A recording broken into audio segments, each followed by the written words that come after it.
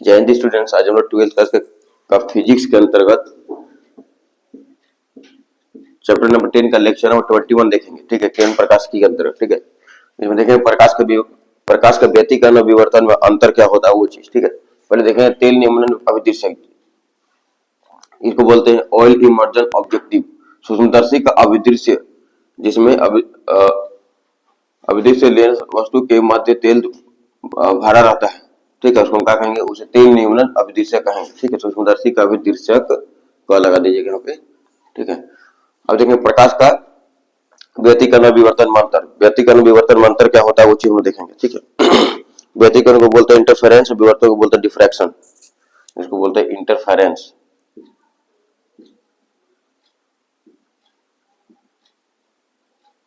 ठीक है, इसको बोलते हैं डिफ्रैक्शन।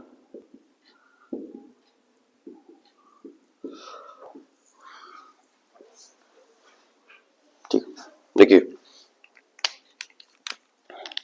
क्या होता है, दोनों में अंतर क्या है। तो पहला अंतर है ध्रुवे,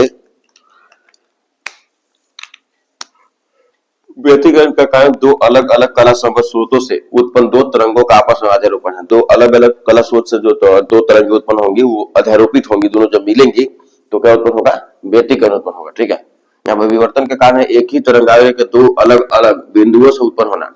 ठीक, अलग अलग बिंदु से उत्पन्न होगा एक ही तरंगाग्र के, तो वो क्या कहलाएगा, द्वितीयक तरंगिकाओं का अध्यारोपण है। उत्पन्न दो अलग अलग तरंगाग्र, जो एक ही तरंगाग्र के दो अलग अलग बिंदु से जो उत्पन्न होंगे वो दोनों क्या होगा, से उत्पन्न द्वितीय तरंगिकाओं का आधारोपण, दोनों जब मिलेंगे तो क्या होगा, विवर्तन होगा। व्यतिकरण प्रतिरूप में सभी उच्चिष्ट अर्थात चमकीली फ्रिंजें समान तीव्रता की होती है। सभी उच्चिष्ट या चमकीली फ्रिंजें जो होंगी सभी की सभी समान तीव्रता की होंगी। इसमें किसमें, व्यतिकरण में। विवर्तन प्रतिरूप में चमकीली फ्रिंजों की तीव्रता परिवर्ती पाई जाती है, परिवर्ती मतलब कम बेसी रहेगा। ठीक है, तीसरा नंबर, व्यतिकरण प्रतिरूप में गहरी फ्रिंजें पूर्णतः गहरी पाई जाती है। गहरी फ्रिंजें जो होगी पूर्णतः गहरी पाई जाएंगी। ठीक है, विवर्तन प्रतिरूप में गहरी फ्रिंजें पूर्णतः गहरी नहीं पाई जाती है। ठीक है, व्यतिकरण में बैंड की संख्या अधिक होती है। ठीक है, विवर्तन में बैंड की संख्या कम होती है। ठीक है, इसके बाद व्यतिकरण में बैंड समान दूरी पर स्थित होते हैं, लेकिन विवर्तन में बैंड समान दूरी पर स्थित नहीं होते। और देखिए किरण प्रकाश की वैधता, या इसको बोलेंगे फ्रेनेल दूरी बोलेंगे। ठीक है, तो क्या होता है, जब प्रकाश के विवर्तन के कारण प्राप्त प्रकाश का केंद्र से फैलाव रेखा छिद्र के आकार के बराबर हो जाता है। जब प्रकाश के विवर्तन के कारण प्राप्त जो प्रकाश प्राप्त होगा उसका केंद्र जो है, केंद्र से फैलाव जो होगा रेखा का, तो क्या करें, रेखा छिद्र के आकार से के बराबर हो जाएगा। तो क्या करेंगे, तो पर्दे तथा रेखा छिद्र की बीच की दूरी को हम लोग क्या कहेंगे, फ्रेनेल दूरी कहेंगे, या इसको हम बोलेंगे किरण प्रकाश की वैधता बोलेंगे। ठीक है,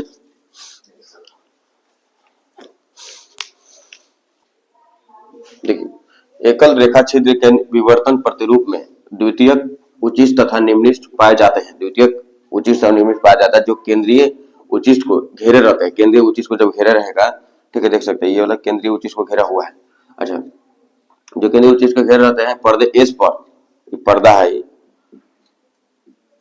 पर्दे एस पर प्रकाश का फैलाव केंद्रीय उच्चिष्ट के आकार पर निर्भर करता है। प्रकाश का फैलाव केंद्रीय उच्चिष्ट कितना आकार बनाना है उस पर निर्भर करता है। चूंकि केंद्रीय उच्चिष्ट के प्रत्येक ओर प्रथम निम्निष्ट की कोणीय स्थिति sin θ1 = λ/2, sin θ1 = λ/d।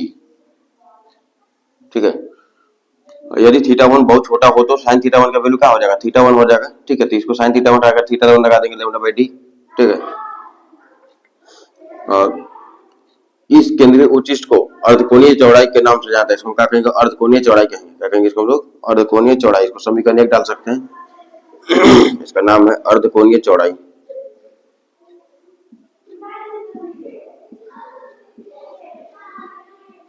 अर्धकोणीय चौड़ाई। ठीक है,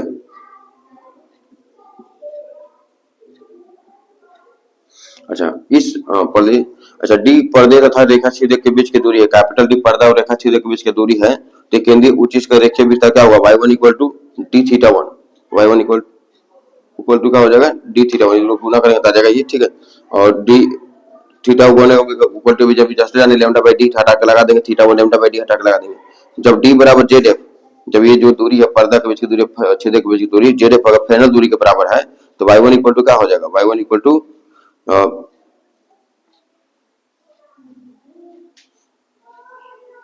और y1 जो है डी के बराबर है, y1 अगर स्मॉल डी के बराबर है, y1 इसके बराबर अगर है तो उस कंडीशन में क्या हो जाएगा, तो y1 हटा के डी लगा देंगे, ठीक है, लेमडा, और कैपिटल डी हटा के जेड एफ लगा देंगे, नीचे डी हो जाएगा, तो डी गुना डी करेंगे, डी स्क्वायर हो जाएगा, लेमडा गुना में जाकर भागा में हो जाएगा, जेड एफ का मान फ्रेनल दूरी हिला है, जेड एफ मान निकालेंगे नहीं, फ्रेनल दूरी है, फ्रेनल दूरी मेरा ही आएगा, फ्रेनल दूरी,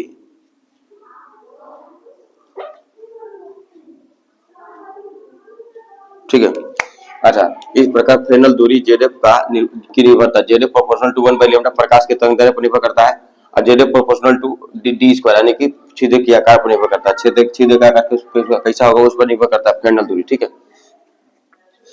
फ्रेनल दूरी की अन्य परिभाषा, वह न्यूनतम